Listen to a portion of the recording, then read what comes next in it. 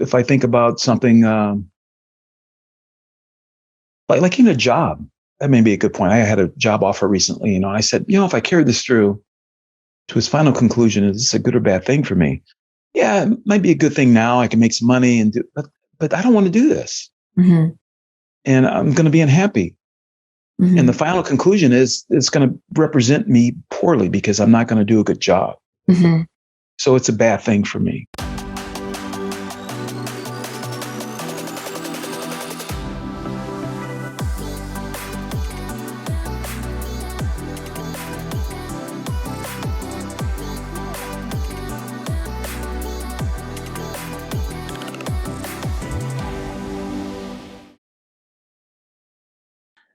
Well, wonderful. We are here today on our Flourish or Fold Stories of Resilience podcast with none other than world-renowned wrestling champion Lee Kemp. And if you haven't heard of Lee Kemp, you are going to be so fascinated, so enthralled by his story, by his humility, by his life lessons, that you will want to learn everything you can about Lee Kemp. And you will run, not walk, to your nearest Netflix queue and queue up his newest documentary, which is entitled Wrestled Away, about so many of the challenges, changes, and complexities we're going to talk about today. So welcome, Lee. I'm so delighted you're here with me and with us today. Well, I'm excited. I've been looking forward to this ever since we finally connected with each other. So I had a chance to see some of your work, and this falls squarely right where I want to be with my life right now. Trying to give back. I guess maybe that sounds like a corny word, but I feel like I've gone through some things that maybe can help people, and I Yeah. see that your work is definitely right in the middle of that, of resilience and learning how to get back, fight back, I guess. Yeah. Well, you've already just said something enthralling to me, which is this is exactly where I want to be with my life right now. Where do you want to be with your life right now? Um, I want to be a person that can help inspire other people to get through some challenges with their life. What I've learned is life's full of challenges, Mm-hmm. and everybody's going through something. A lot of people hide it better than others, but really, when you really dig in and get to know a little bit about what's going on in someone's life, it's sometimes there's some pretty challenging things going on. And most people, and I think I'm similar uh, to most people, we kind of keep bad things to ourselves. I can kind of relate it to social media, right? When would you ever post something on social media about something bad that happened to you? You always, even if something's bad going on, you'll pick the good thing and post that to always present this image that things are okay with me. But when things aren't okay, pretty soon that kind of runs out. It's like it's like your money. If you don't have a job and no income, and the savings will run out. So you will eventually be running on empty or nothing, and then you will collapse. So if you can get to people before that happens, or they see you as somebody that they can talk to, um, you have a personality where people, an empath maybe type of personality, where people will, you know, confide in you or tell you things. And I feel like I have that kind of personality because people do talk to me quite openly when I meet them. They tell me Mm. things that I just like. I'm shocked that they're telling me some of the things they're telling me right away. But so I'm realizing that maybe that's where I need to be in my life right now. So to answer your question, I've got some life experiences that when people learn of them, they're shocked because I have this image that, like everything's perfect, I won world championships, I had NBA, I had great jobs and all this stuff. But, I've been in groups of people, of men, that are really successful. And they take a lot of pride in the fact that they've lived a clean life. And sometimes they'll be having conversations about that. And like, yeah, I've always lived a clean life, never been in trouble with the law, never. I'm like, okay, that counts me out. So I kind of like fade to the background and like think, okay, well, they'd be shocked to hear about my life. And that they're, oh, I've been married to the same woman for 40 years and blah, blah, blah. And which is great. I think those are all good things, but that's not my life. That's not how it worked out for me. And so, so I have to kind of find a place for me, that I can talk to people and help them maybe feel good about themselves. And that's ultimately what life's about, is just trying to be happy, within the realm of the law and all that stuff, and not hurting people, but just being happy with yourself, Mhm. whether you're, whether you fit or, fit or don't fit into whatever society says should be what you should fit into. And I was a part of that a lot of my life. I was an athlete, so right away, the Western world and the world in general. I mean, if you're a good athlete, you're in everywhere. You don't have to. You don't have to really be anything else. You don't have to learn about anything else. You can just be this athlete, and everybody treats you like you're something important, even though maybe you may not be important. You may have a really bad lifestyle. You may have all kinds of other stuff going on. So when you roll through that for quite a long time, you don't really understand what hardships are. I mean, if you're an athlete, a hardship may be, getting beat once or twice. I mean, in an athletic contest. And now I'm at the point in my life where I realize just how unimportant that is. I'm glad I won championships and stuff like that, but I have a lot of good friends that were in the training room with me. I think they trained just as hard. They were workout partners with me. We traveled together. We did, but they didn't win as much as me. So is my life more valuable than theirs because I have more gold medals? Of course not.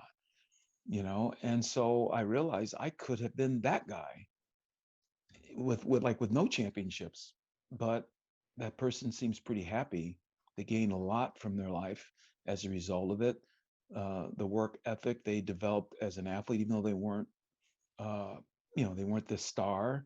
I'll give you an example. I went to a reunion at the University of Wisconsin.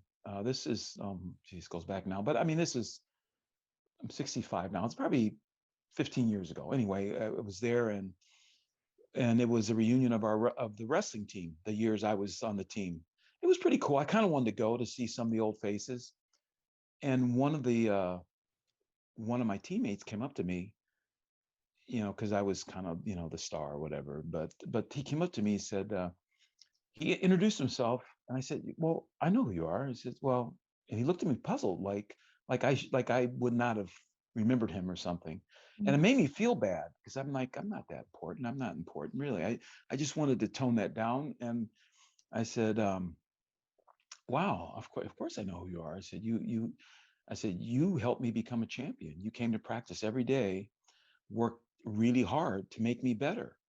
I was better than you, so I made the team, but so what? I mean, but without someone like you who came to practice." And then he cut me off, said, "I came to practice every day trying to kick your butt. And I wanted to, I was just so motivated every day to try to push you and push you and push you. I was trying to beat you, really. I was trying to beat you off the team." And I was like, and now I think back, I said, yeah, he was working really hard. And I'm thinking, would I have worked that hard if I wasn't going to be the guy out there representing Wisconsin and winning national championships? That's some soul searching. Like, would I Yeah. have quit? Would I have quit the team?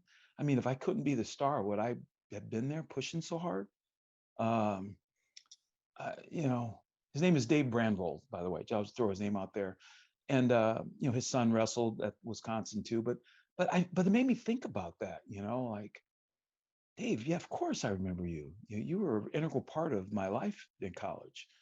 In the room, you came to practice every day, prepared hard, worked hard, and you made me better. And you can make that statement in any environment. It could be a company. If I can't be the CEO, am I going to work hard to try to make this organization better? Whatever. I mean, you could just think about everything in life that way. And so that's kind of how I feel like I want to frame my life, to try to, and I told Dave Rambo how important he was to me. I mean, Mm. he's very successful now. He used wrestling and everything he learned from wrestling and had a very successful life, in his work, his career, his family. And he's one of the people that are still married after all these years. And he raised a wonderful family and had sons, one son that was a all-American wrestler at Wisconsin. And so um, anyway, that I think is in that I think is what the real value of living this life. That age-old question is like, why are we here? Think about that one. That's, who can really answer that? You know, we're really here only for a short time. We all know that. We don't think it when we're 16, 17, 18, 19, 20 in there. We think we're going to live forever. But now I'm 65. I mean, the end, I could see the end. The end is not, hopefully not tomorrow, but I mean, I don't have 40 more years to live, I mean, if you live to be in your 80s, people would say you've lived a good life. Um, I know Sidney Poitier recently passed away. He was in his 90s, I believe. Um, so like, why are we here? What's the important thing? Was it to have won gold medals? Was it to have been a CEO? Was it to like, what have I done that has helped humanity? And that's kind of where I'm at right now. Mm. So if I can move anything that I've done in my life to try to help like humanity in general, just like if I can park my brain a little bit and take a look at life and say, where is help needed? You know, it's like, do we need any more heroes winning gold medals? Maybe not. But do we need people jumping in the trenches to help someone that needs help? I live in California now, and I moved here. This will be the 4th year, and living in Chicago where it's cold, you don't see homeless people that often in the wintertime, especially. Out here in California, it's like a common thing. Mhm. And every day my heart goes like, well, this is not right. What can we do? What can I do to help change this situation? I'll get in conversation with people that are homeless, and you realize they're normal people, really. I mean, they're people who had lives, and they had something go wrong. And I think, and the reason why I'm bringing this up, because I had something go wrong. And the documentary didn't go into all this stuff, but it would have been too embarrassing maybe. But, I slept in my car. I didn't have a place to, I've been evicted from, it just, my kids, I was estranged from my children for a lot of years. And then when they came back to live with me, I had to develop a relationship with them again. And so I can remember being out like in a mall or something, and I'd hear, a child say, like a little kid, "Daddy," just with their family, and I would turn around because that voice sounded so much like what I remembered when I was a dad with my family, and I realized, I'm not with my kids. So it was like a 5-year period. I wasn't around my kids hardly at all, and didn't know or believe I ever would be. So I just that was just a part of my life that was never going to be there anymore.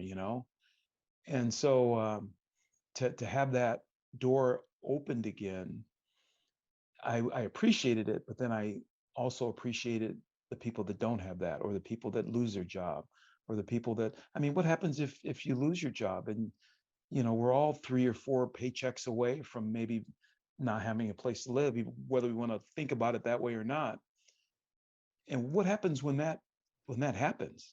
Well, I remember um, hearing from my dad, I think, when I was a kid, because I was an athlete and I was always had these great hopes and dreams. He said, "Your greatest hopes and your greatest fears are seldom realized." Now, he didn't make that up. He was just repeating it and telling me that to get my mind to think about, yeah, still strive for the best, but your greatest hopes and greatest fears, are seldom realized. And then he said, but in your case, you are realizing some of your greatest hopes. Mm.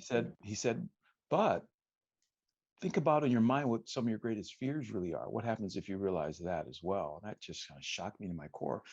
And fast forward to when I went through those issues, losing my family, going through all that, going to jail. That's like that's got to be on the list of someone's greatest fears.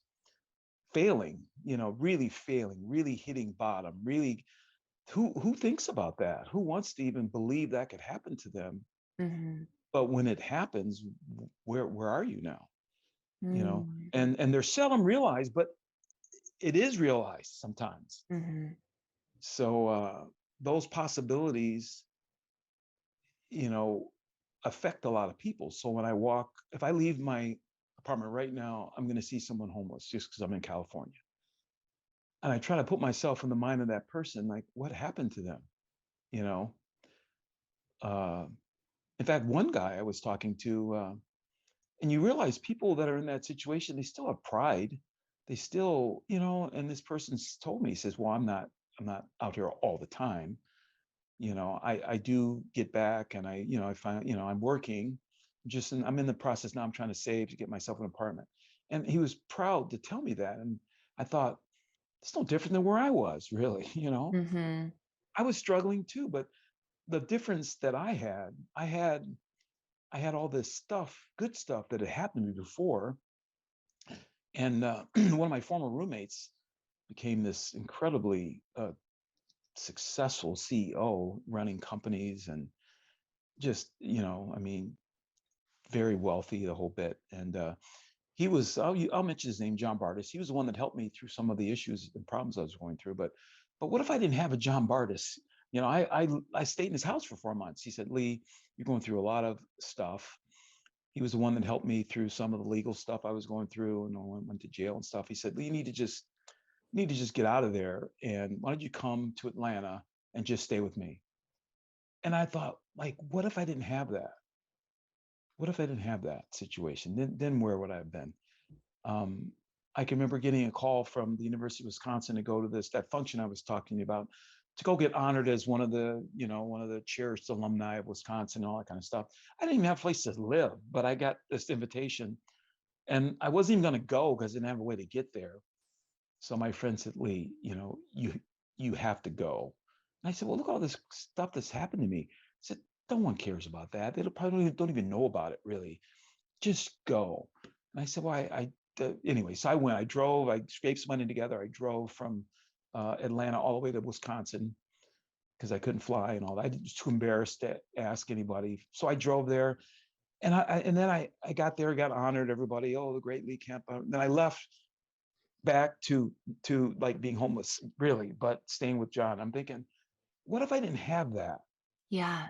And it was real sobering to really think about just how like these people that you see that are out struggling, a lot of them are very successful. They have things inside them that are valuable, that the world never see, because they don't have an opportunity to to have this little landing space for a while to get their life back together. And so my friend helped me do that. And through the legal process, I was able to get my kids back. It's just some stuff that without help, I wouldn't be well, might not be on your podcast right at this moment, but it just allowed me to realize that I'm still a person worthy of someone's attention. I still had some pride. I still, most of the homeless people have pride. They do. They still care. They had a life. They just need maybe a break, maybe a little bit more than a break. But I was able to start to get back on the right path, and partly because I had this foundation, such a strong foundation, Mm. that I had a lot of places to jump back on with. I had a lot of different. I mean, the wrestling was one. I didn't think I would ever do wrestling again, Mhm. but my friend John made me understand that. Lee, why don't you coach? I said, you still have a lot of people that love you and care about you as a wrestler and a coach. He said, why? And he's the one that invited me to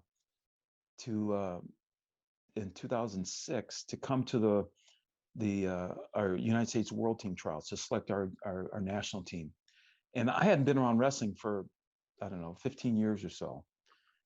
And I walked into the arena, and it was like a homecoming. It was like, Lee Kemp, where have you been? And all this stuff. And then most of the people didn't know I had gone through some of the hardships. They knew I'd been working. I owned a car dealership, so I had some success and all this stuff. And prior to leaving wrestling, I was made it very clear I was focusing on business, and I had some success in being a car dealer, and some publications and stuff. So people kind of saw that I was now in this new place in my life. And so when I came back into this arena, they were like, "Are you still in the car business?" And no, I didn't talk about what had happened to me, but they said, "Well, it's glad to have you back." It was almost like that. I'm like, "Have me back? What is this?" I mean, it's like I left wrestling, but what was it that I left, you know? And what I found it was I left uh, relationships and I left people that really cared about me and they really understood who I was, at least at that time in my life. And now we fast forward and for them, nothing really has changed. And so anyway, what I'm getting at is um, that led to me coaching. So I coached one of our national teams and went to China, coached one of our teams, coached one of our junior teams. At that time, there were some young athletes on the team that ended up being, in fact, one of the wrestlers, David Taylor, just recently won the Olympic gold medal, just the past Olympics. But I saw back that. in, yeah, back in what year was that? It was at 2007. He was on the junior world team. You know, he was a young man, kid, teenager, and he looked up to me. It was pretty cool. He's from Mm. the state of Ohio, and so am I. And so he remembered me actually as one of the one of the great wrestlers. And actually, when I was living in Atlanta with my friend John, David came there to train me once because he saw me as this wrestling legend and he wanted to learn from this wrestling legend. So John knew what he was talking about. You know, he's a man that's managed thousands of employees, had incredible companies, and has held very high regard in the healthcare industry, healthcare world. He was Assistant Secretary of Health and Human Services for the Trump administration, and most recently. So he's just at the highest level of business, and he was my roommate, and we were both wrestlers together. Mm. But John, through his wisdom, he understood that, Lee, you need wrestling. He didn't say it like that, but he put me back in wrestling. He said, Lee, you need to go to the World Team Trials. I'm like, I don't want to go to the World Team Trials. I'm done with wrestling. I got to get back. And he said, Lee, just go. You really need to go to the World Team Trials. He really, and because he's my friend, okay, just enjoy the wrestling. And says, I'm going to be there. We can hang out and have some fun. So, but he knew what was going to happen when I showed up there. Uh-huh. And then, so he suggested, well, why don't you apply to be? I said, well, what am I going to do? No, I don't do that, you know?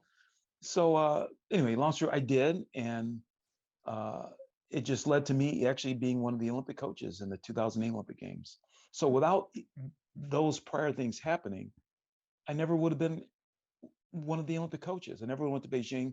And because I became more visible to the wrestling world again, at the Beijing Olympics, I was inducted to the International Wrestling Hall of Fame, which is probably my most coveted and cherished honor in wrestling, to be acknowledged by my peers throughout the world in the International Hall of Fame, to be there with the wrestling greats of, and Russia in particular, they dominate wrestling. So to be there with the Russian great athletes, and I didn't have the volume of credentials that they had, but they still inducted me. And I think they realized the boycott was something that probably would have given me that distinction that I was looking for. But I think they realized, meaning the committee, that it was something totally out of my control. And I did win another world title after that. But anyway, I'm cool thing. Um, so so Well, Lee, you mentioned that, well, I'll have you start from the big have you tell the story for people who aren't familiar with your story. But when you think about that significant challenge that has shaped you so fundamentally into the man that you are today, tell us more about that. well, everything in my life up until that point, the point of maybe being Olympic champion. So when I was a younger wrestler, that was my focal point. And every athlete, or every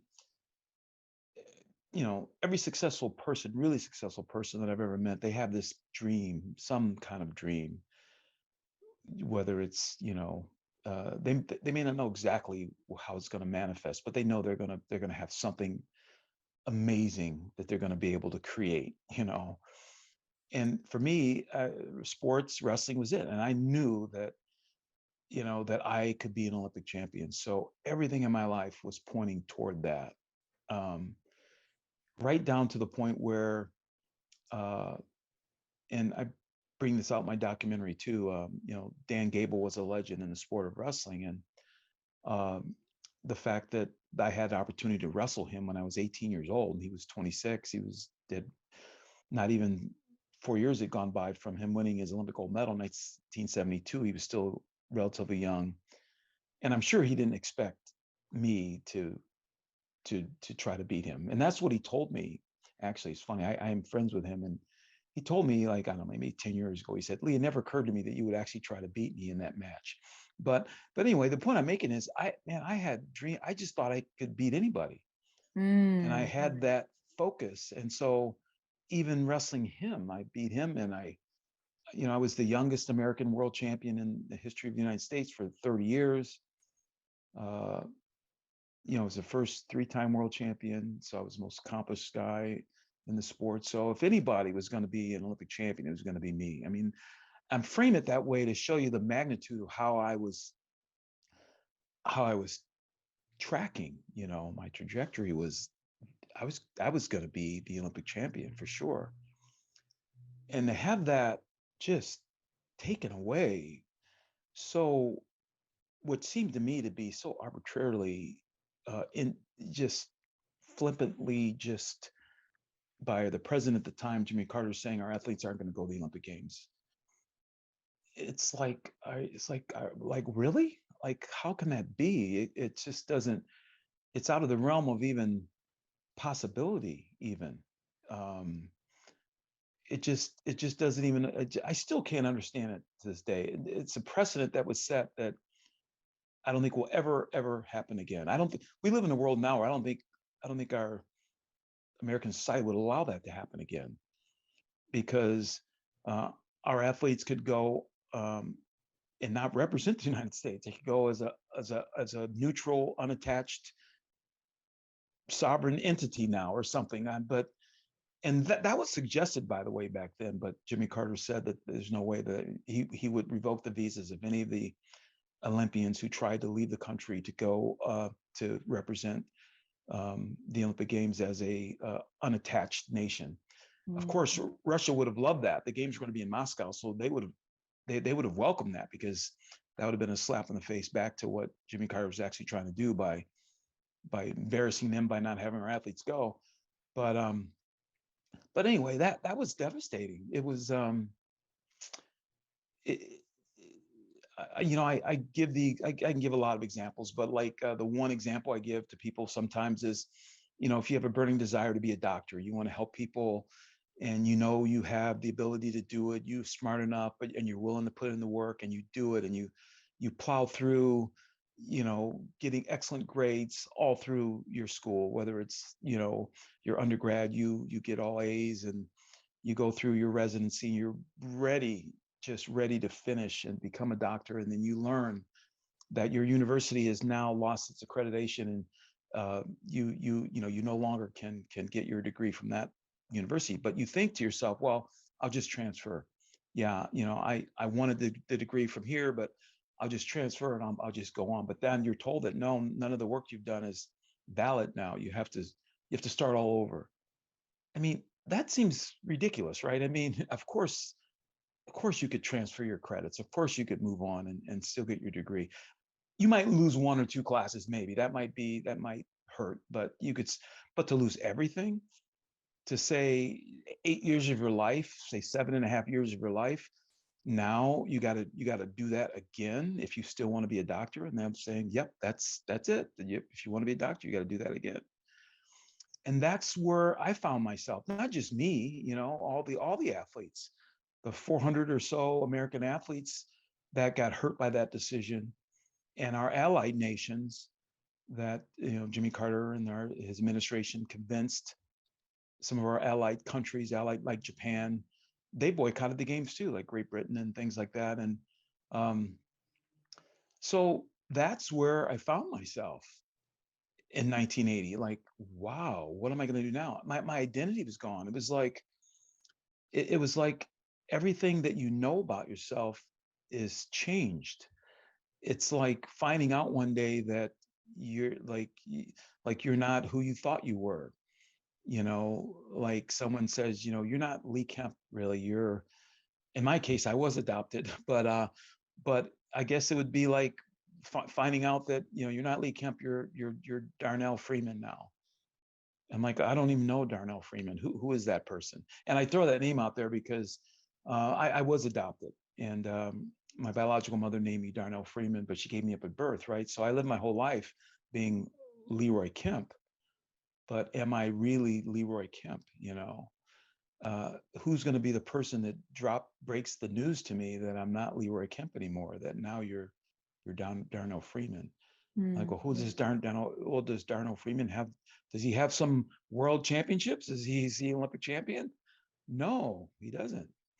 I want to be the Lee Kemp here, the guy that's going to win the Olympic championships. No, you're this guy now.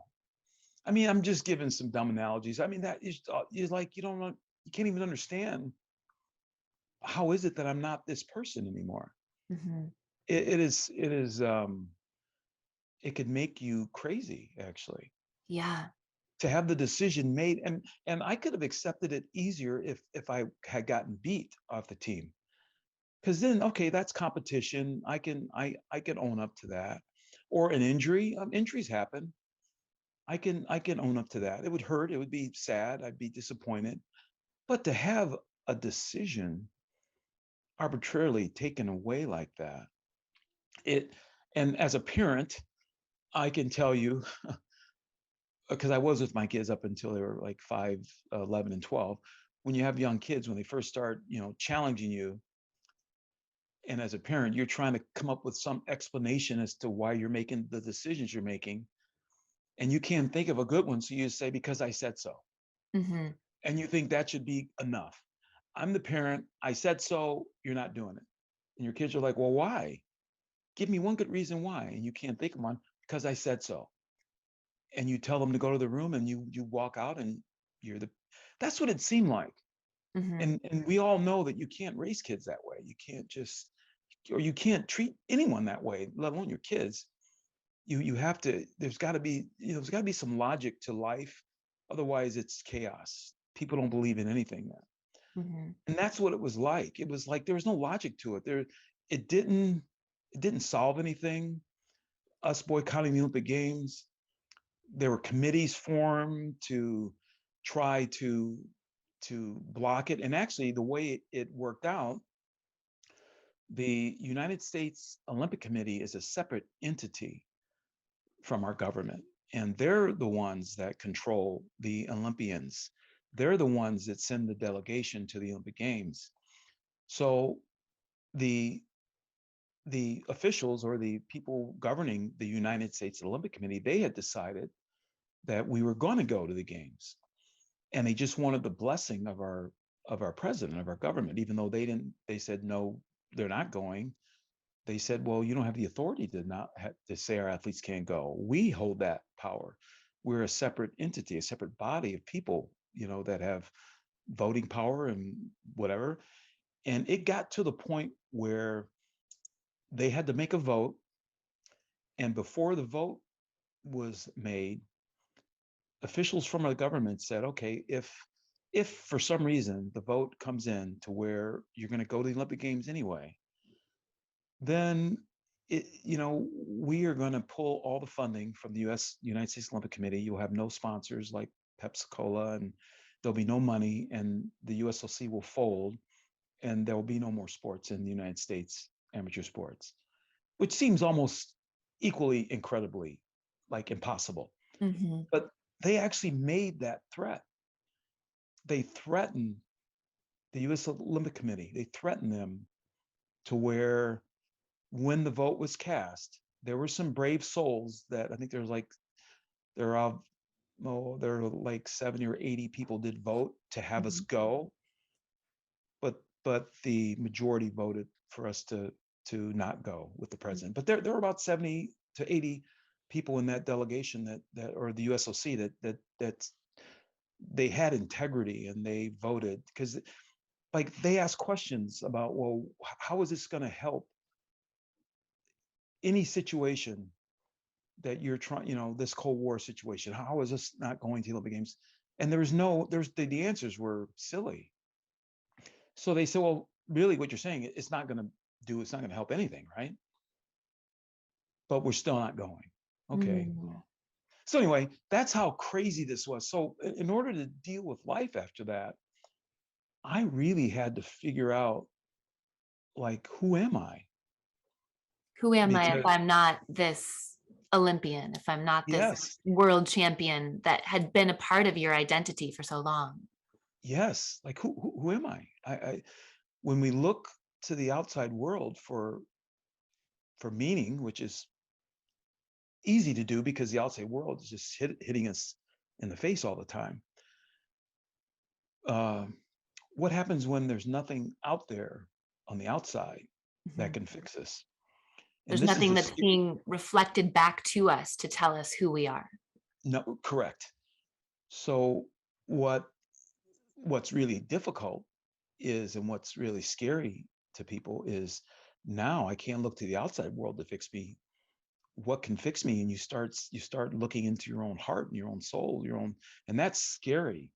Like, but when you start delving into that, you start to see things in there that could maybe fix you or maybe help you. And but you have to be honest. You have to be you have to be transparent. You have to realize, and you have to accept things that have happened. And uh and once you start to do that, you start to see glimpses of maybe something on the inside of you Mhm. that can help you, uh, not just move ahead or move forward or overcome, but it can help you even to uh, to thrive maybe. And that's kind of where I'm at right now. Mm. Without that, I never would have ever have gone through. I mean, I would have not have willingly gone through something like that. And I'll use the phrase, we don't choose success. Success chooses us. I mean, I never would have chose that for myself, to go through a boycott, to go through all that training and not have to go, not go to the Olympic Games, but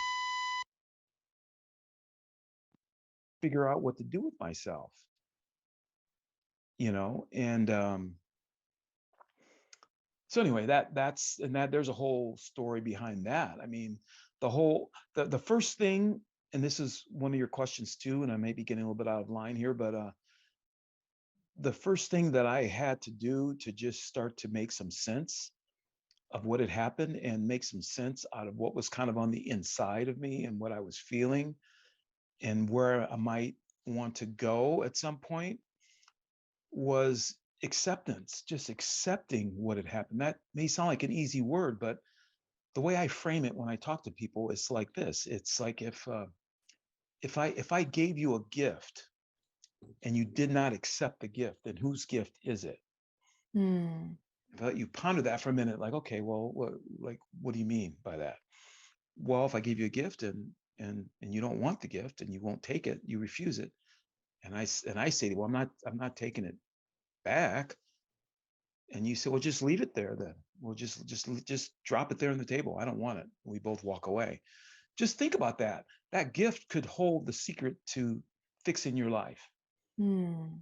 But because you didn't want it for some reason in your brain, it's almost like an apology. If someone does something horrible to you, right? And who, of course, we're human, so we're not going to like that. And so we don't talk to that person. But then that person comes one day and says, I want to offer an apology. But because we were offended and we want to stay offended, we want to stay mad, we reject that apology. I Mm. look at it like that gift. We're rejecting that. That apology could have been the thing that just lifted this burden off you. But no, I want to stay mad. This person is standing there trying to apologize, and you're like, no, no, take that apology away. I don't want that apology. And it moves into the area of forgiveness. If you can't forgive someone, who stays affected by it?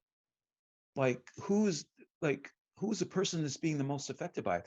That person that gets come forward and offer that apology, however it goes, that person at least is in a better place after they walk away from that encounter. Because it's very difficult to apologize sometimes, especially if you know you've really done something really bad.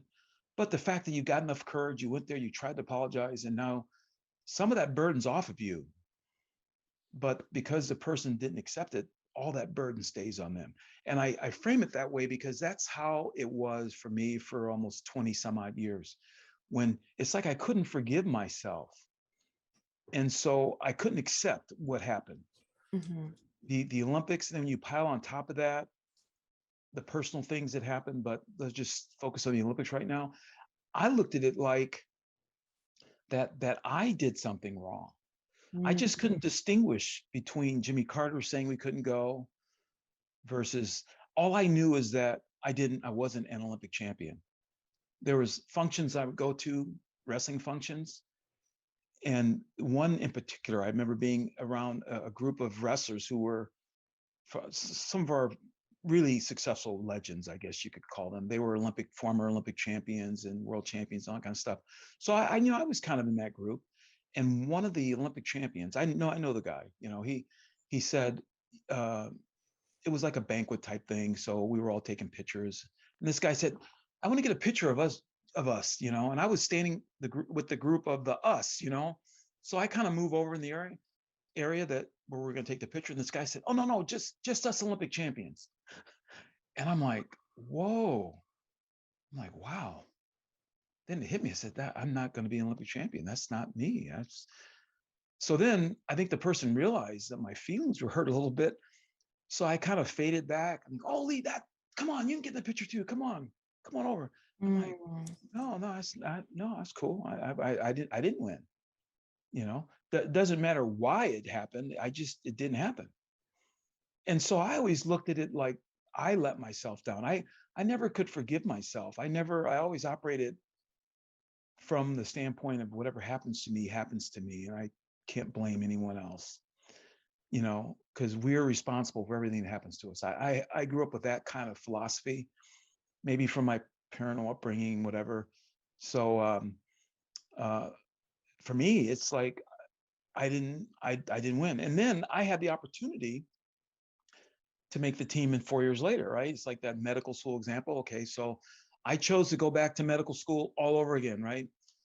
And in that medical school example, that would mean I got to the very end and maybe I flunked out or something, but whatever. And in the wrestling example, I trained for another 4 years, but I didn't make the team. I did get beat. I got beat by a younger wrestler, actually the same wrestler that I beat to make the 80 Olympic team. He beat me to make the 84 team, and he won the gold medal in 1984 in Los Angeles. So to me, I failed. I was a failure, and it didn't matter how I got there. And people and some friends of mine say, Lee, you did make the Olympic team in 80. You probably would have won. I said, probably that's all just conversation. It's not reality. I said, I did not make the team, and 4 years later, I'm not an Olympic champion. And so, and those were all true statements. So I could not accept it. I could not accept it. So I ran away from wrestling. I got it. Oh, and during that 4 year period, in between 80 and 84, I went to graduate school because I realized sports can be taken away, and I'm gonna do something to prepare myself for my future. So I was at Wisconsin. I got into the MBA program. I got an MBA, and so I was planning life after wrestling. Whenever you're planning something after what you're doing, that thing you're doing doesn't have your 100% intention anymore. So, and plus, I really didn't want to be wrestling through 84, actually, but I plowed through. I won a bronze medal and another gold medal, and I took that final year off to finish my graduate degree, and then I was going to focus 100% on the Olympic trials in 1984. And I had a coach tell me once, he said, Lee, because I took the year 1983 off to finish my graduate degree. When I say off, I was still training, but I didn't go to the World Championships. I wasn't on the national team, but I was training. And I was the number one guy on the national team, but I elected to give my spot up to that wrestler that eventually beat me. But I was still beating him though. And the coach, Dan Gable, said, Lee, you know, I want you to think about this now. He said, you can always finish graduate school, but right now you're a little bit better than this guy. You probably should just put your grad school on hold and make the team and keep that momentum going toward, you only got one more year to go. And then I thought about it, and I was so close to finishing that graduate degree. And I can remember the day before I was supposed to come to the training camp, I called him and I said, I'm just going to stay and finish my degree. And when I finish it, then I'll focus 100% on, because I do have, you know, the better part of that year, 1984, to make that Olympic team. And I think I can do it. And I did make it. I did make it. And and I had two coaches I respected a lot. They both told me the exact same thing. Said, Lee, you may regret that one day. Yeah. And so I don't know if I regret it or not, but I did make the team. So anyway, in my mind, I failed, and that's how I bring in the acceptance. So I left, and I had an MBA, so I worked in business. You know, I worked for Clairol, the hair coloring company, and in marketing, and I was trying to live that world of being like an executive. Wasn't really happy, you know, I guess. But that's kind of when I left wrestling. Then I got married and thought that's, you know, just I had this image of how I thought my life should be, and it just didn't work out that way at all, you know.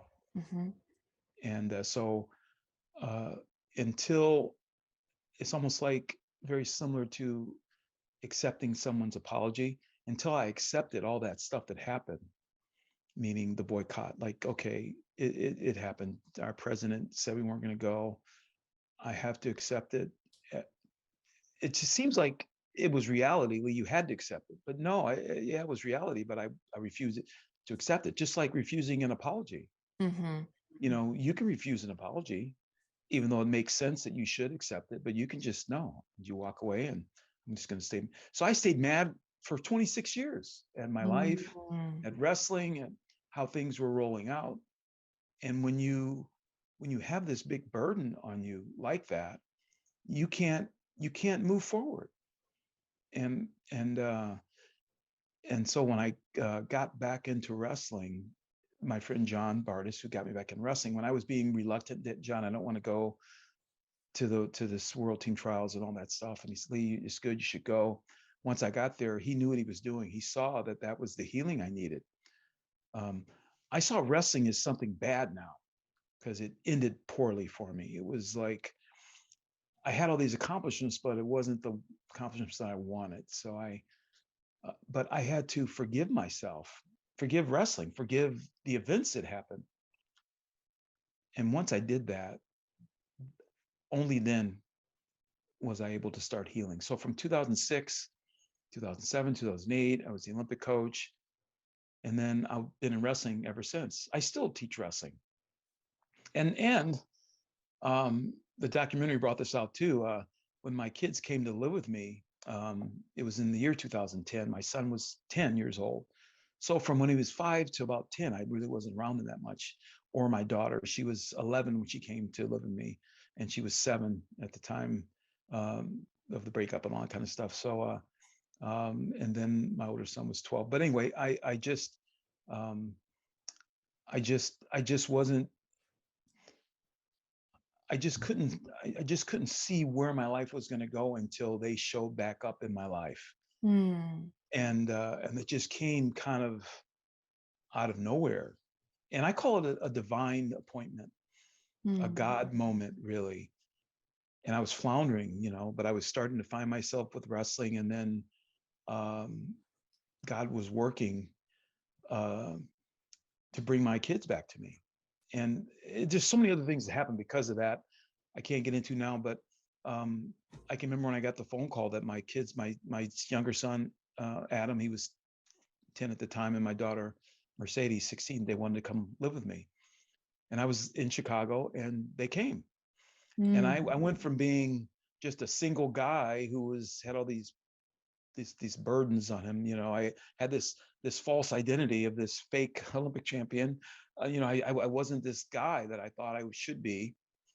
I just had to deal with that. But then I went back to being dad again. When my son got off the plane in Chicago, he was still little. He was 10, and to hear him call me daddy again, and just a typical runs up to me and grabs me, and he was real little. My daughter, Mercedes, beautiful girl, missed that chunk of her life. She was there, and so I was dad again all of a sudden. Mm-hmm. I had to figure out what to do, because I really wasn't working. I mean, this is how the God thing works. I mean, a week before I got the call, didn't even have a place to live. So we could do a documentary on, or at least another story on that alone, because I had no expectations for anything good happening in my life. I had nothing really, other than my health was good. I didn't have anything wrong with me, but I just wasn't doing much of anything, until I got that call that, Lee, your kids want to come live with you if you want them. I said, well, of course So then I ended up finding a place to live. That's a God thing too. That's a whole nother story all by itself. I mean, it just came out of nowhere. My credit was bad. I couldn't get an apartment. And then I hear this opportunity to rent this house. And I didn't have the money for the first month's and security deposit. And so and the guy was an Hispanic guy, didn't speak English that well. And, my ex-wife was Hispanic and her mother was Mexican. And so I put them two on the phone together to talk to this guy. It's just, I was thinking of, I've got to get this apartment. I got to get this house because my kids are coming. So I called Carmen. That's her name. My ex-wife's mother's name, Carmen. I explained everything to her. And so I put her on the phone with Pablo. He was the guy who owned this house, and they talked for a while in Spanish. And I didn't know what they were saying really, but I was hoping that Carmen was kind of putting in a good word for me or something, But anyway, he got funny. It's okay. I'll let you rent the apartment. I go, okay, great. We got past that hurdle, but I don't have any money. You're going to have to help me out here until I can catch up. But anyway, he did all that. Wow. Those are God things, God moments. And I moved in. And so my kids were coming in a few days. I didn't know where they were even going to stay. Mercedes and Adam. And so anyway, I had this, it was an old house, but it was a house. They had their own rooms. I can remember my daughter was so happy that she had her own room.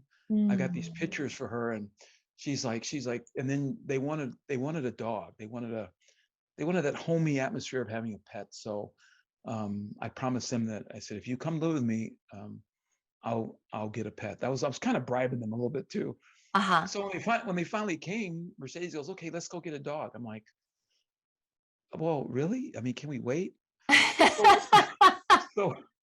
So we got this dog, and she's holding this picture in her room. And her room was in this house we rented.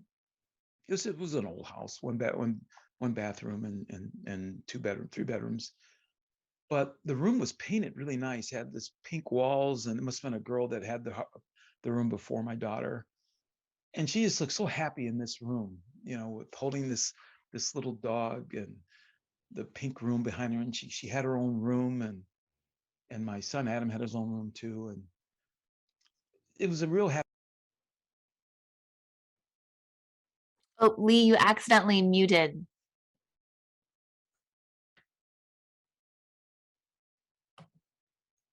I think I can unmute you. Let's see. Okay. There we go. Got hello? it. Yep. Perfect.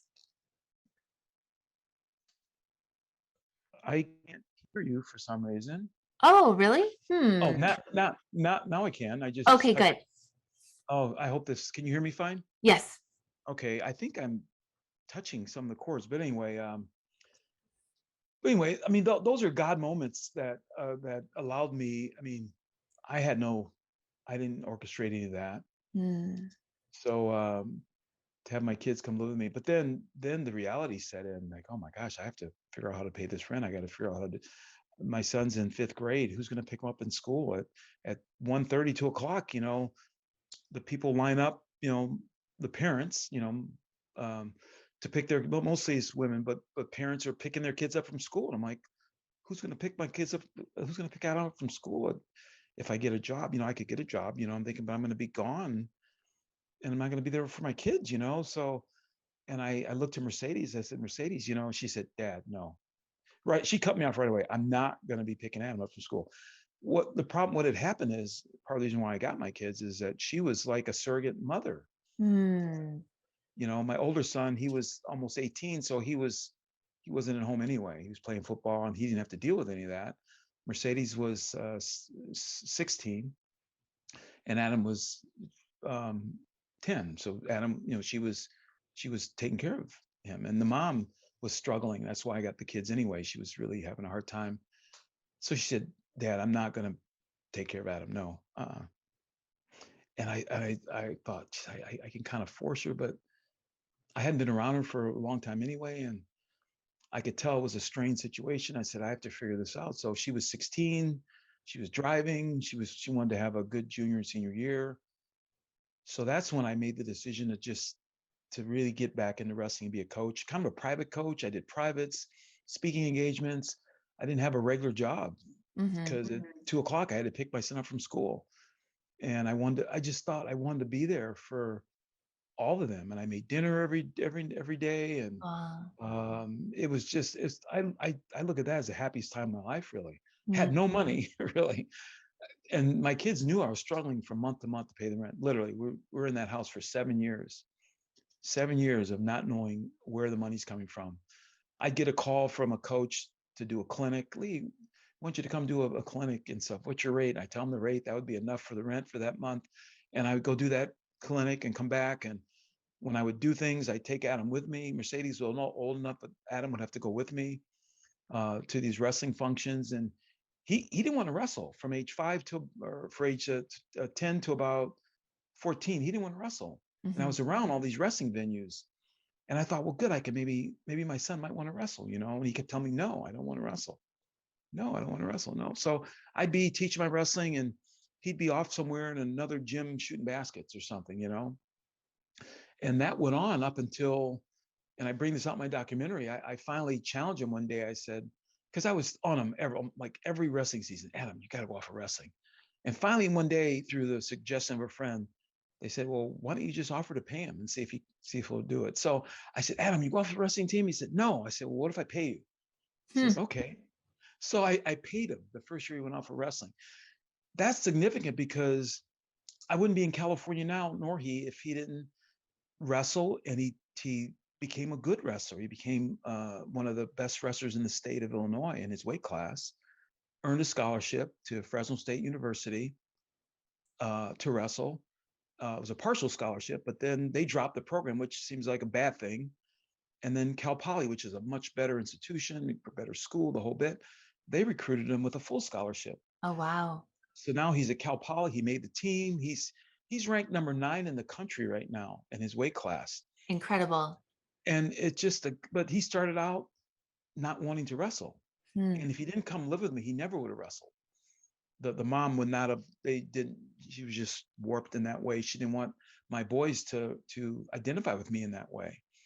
So my boys weren't going to be, in terms of, they thought of me as the devil, probably.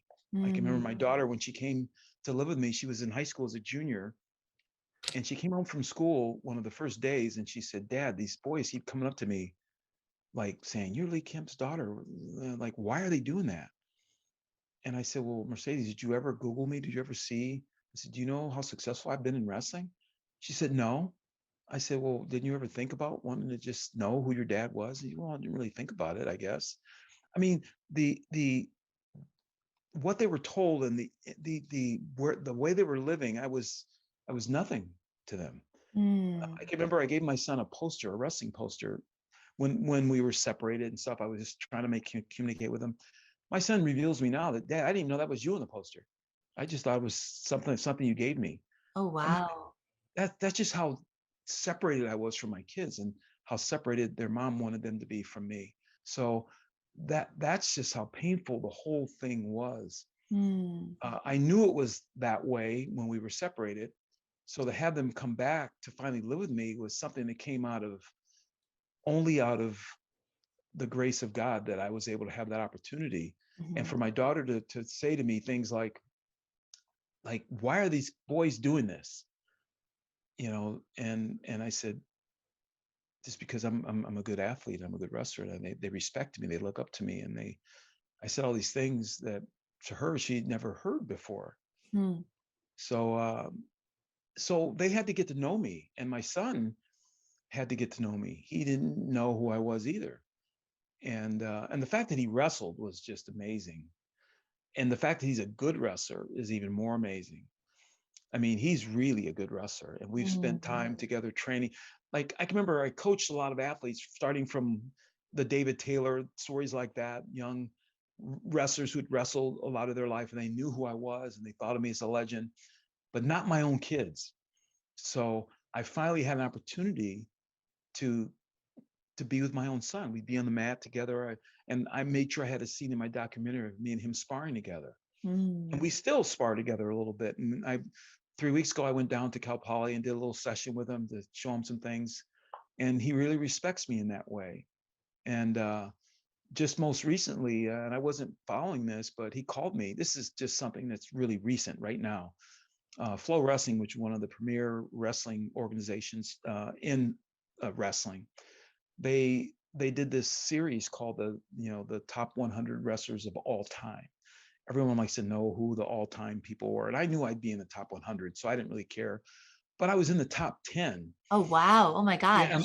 yeah, and my son called me, Dad, did you see the Flow Wrestling article? And I, no, I really wasn't that interested in it, because I thought there's no way they're gonna pick me to be in the top 10. He said, Lee, Dad, you're in the top 10 of all the best wrestlers of all time in the United States. So I went on, I saw it, and I saw the piece that they did on me, and I was like, I mean, he's proud of me. It's like when your children can be proud of you in a way, when just the opposite was true through most of my experience with them. That to me made it worthwhile. The fact that my son sees this and he's proud of me. That was pretty cool. Mhm. That's very cool. That's amazing. So, if you could go back in time and give yourself advice, what time period would you go back to? And what would you tell yourself? I'm glad I had this question ahead of time, because that would have been a really tough one to try to do on the spot. But um, I've had a chance to think about it and reframe it in some of the other ways that when I do give talks, I frame things similar to that. And now when I apply this to myself, though, what what I would say, and I say this to my children on a regular basis too, when I'm in my parenting mode with my kids, I say to them, and I also say this to myself, I say, if I could carry this through to its final conclusion, is this a good or bad thing for me? That's what I would tell myself at any stage of my life. If I go back in time, if I would have said those words, there were a lot of things I probably wouldn't have done. Mhm. And because a lot of times, what seems okay at the moment, and maybe even for the next year, maybe or two, but if you say to yourself, like, what is the final conclusion to this thing? That's the kicker. The final conclusion, we know in our heart, is it good or bad? Mhm. We we know that. We try to avoid coming to terms with that. And I say this to my kids, and they don't want me to push that hard to get to that point. And I said, well, you've answered your own question. It's a bad thing for you, just because you're gonna maybe get some sort of benefit now, you think, but is it, if you carry it through to its final conclusion, is this a good or Mm. bad thing for you? And I say that to myself. I say that to myself on a regular basis. You know, um, if I think about something like in a job, that may be a good point. I had a job offer recently, and I said, if I carry this through to its final conclusion, is this a good or bad thing for me? Yeah, it might be a good thing now. I can make some money but I don't want to do this, Mhm. and I'm going to be unhappy. And the final conclusion is it's going to represent me poorly because I'm not going to do a good job. So it's a bad thing for me that I'm not going to do it. So if I had to put that thinking, which I wasn't thinking like that, I mean, some of the bad decisions I made in my life, but if I had to go back in time to apply that thinking to something, there's two events in my life. And the one in particular that we're talking about is the Olympic boycott. I labored over whether I should wrestle in another 4 years. I did. Before the boycott happened, I was going to be done with wrestling. 1980, I was going to win Olympic gold medal. I was going to be on a Wheaties box. There wasn't money in wrestling then, but I mean, I was going to make something. There had been something that could have happened. But, that's what I thought was going to happen. When that didn't happen, for me to think about 4 more years, and if I would have made that analogy, made that statement, Lee, if you carry this through to its final conclusion, this is a good or bad thing for you. I might have said, this is a bad thing for you because you're not going to represent yourself in the way, because you don't really want to be doing this. So yeah, you might be good enough just to make the team and all that stuff. And I'll add this caveat, because America boycotted the Olympic Games in Moscow, Russia boycotted the Olympic Games in Los Angeles, and that was out there. It was imminent. It was going to happen. They said we're not coming to the LA.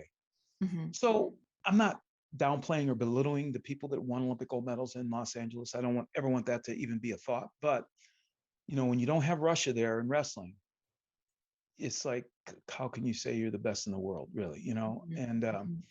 And they're allied countries, like Bulgaria and Romania. Those are really strong. The Eastern European countries are really strong in wrestling. None of those are there.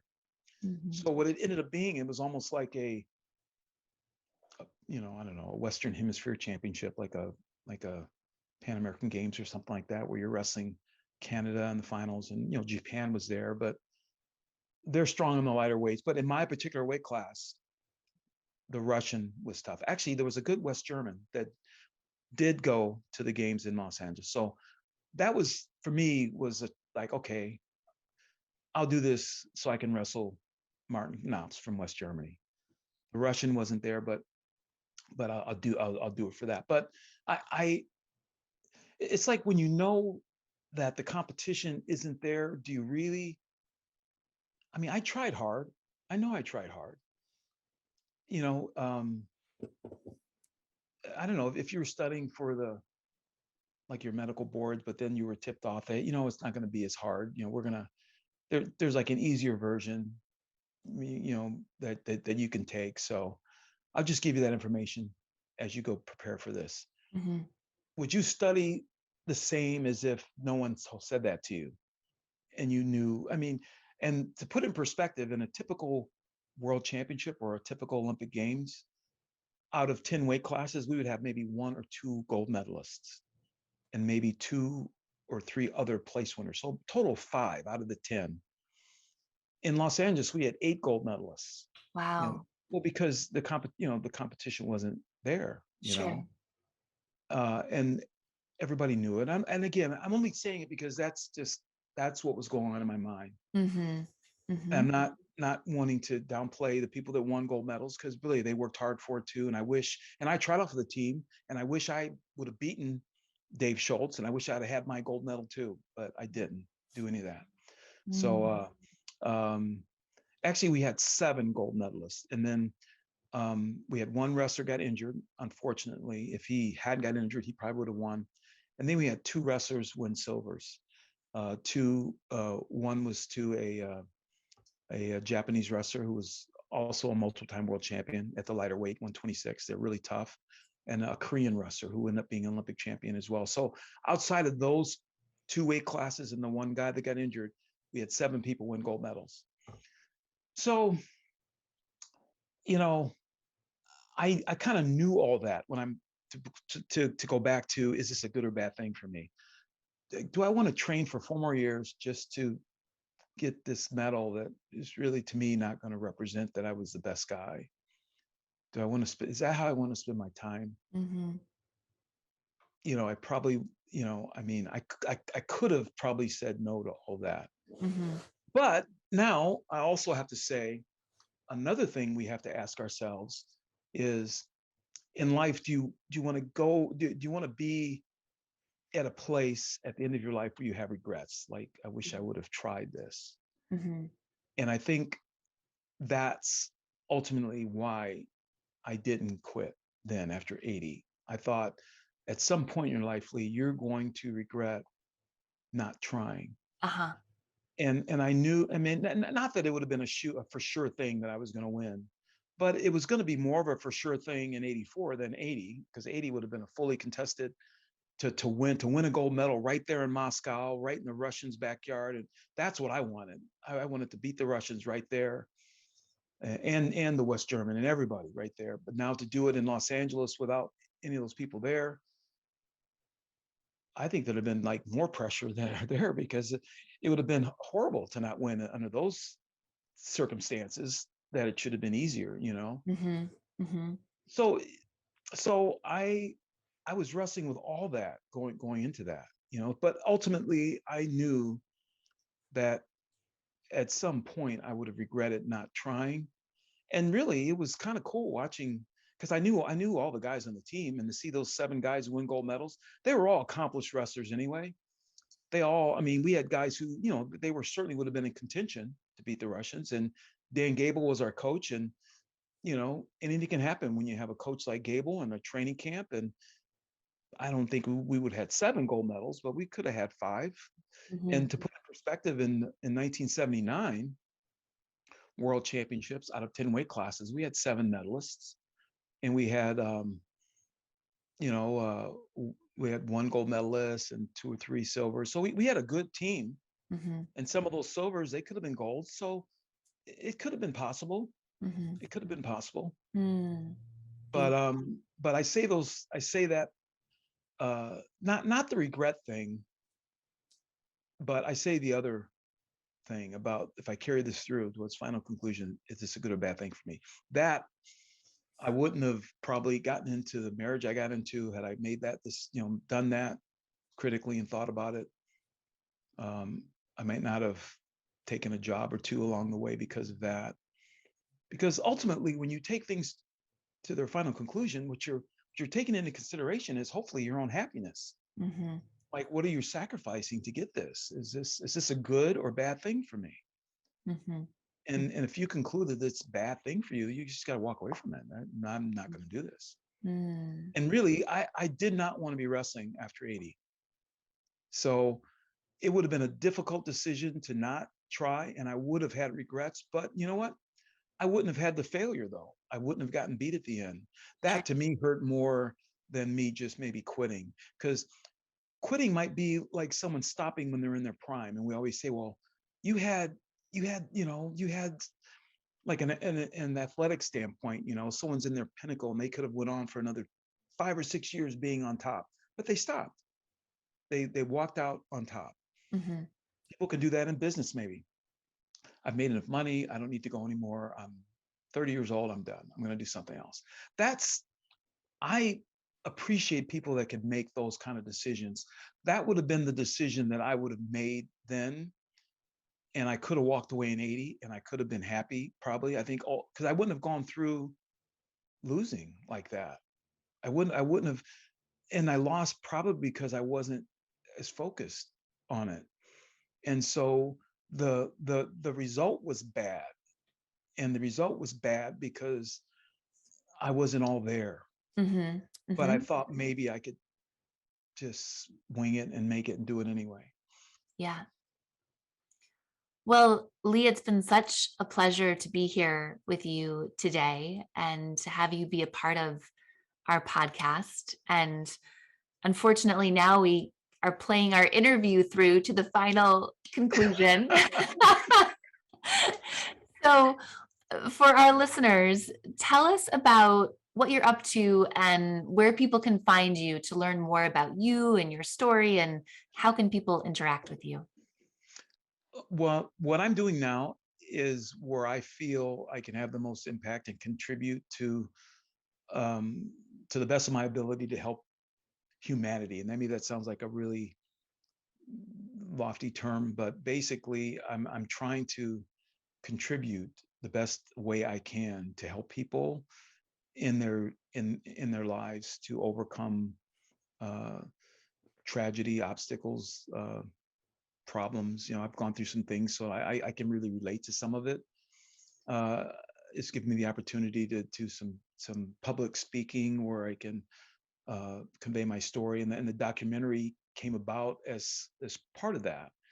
And when I met this filmmaker, and he wanted to do this documentary, and at first I thought it was just going to be some nice little thing about all my success, but he said, Lee, we have to delve into the things about your life that maybe you might not be proud of, if it's going to be a real documentary. If you want me involved and you want to be a real documentary, then we have to do this.